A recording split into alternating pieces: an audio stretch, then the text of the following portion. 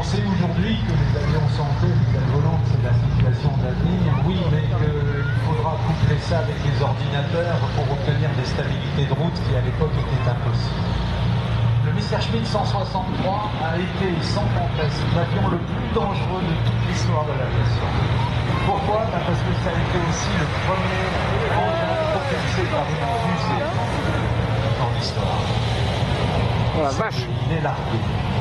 Donc à l'époque, des aviateurs extraordinaires qui s'appelaient Heinrich Dittmar ou bien Pitz Opitz ont mené ces minuscules engins dans le ciel. Ils ont osé appuyer sur les boutons qui mettaient en route la fusée. La fusée était alimentée par un mélange de peroxyde d'hydrogène et d'acide nitrique, je crois.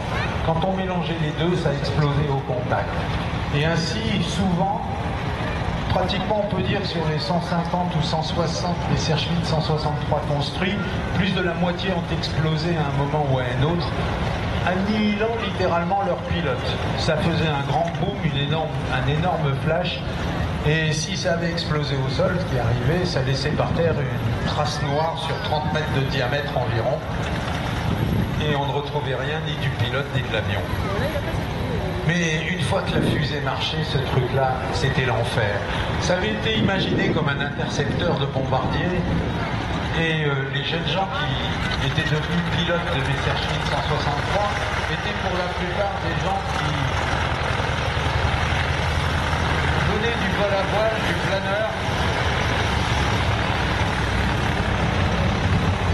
Et c'était des gens qui, pour beaucoup d'entre eux, avaient appris à piloter sur les Bucaire comme ceux qu'on a vus à l'instant.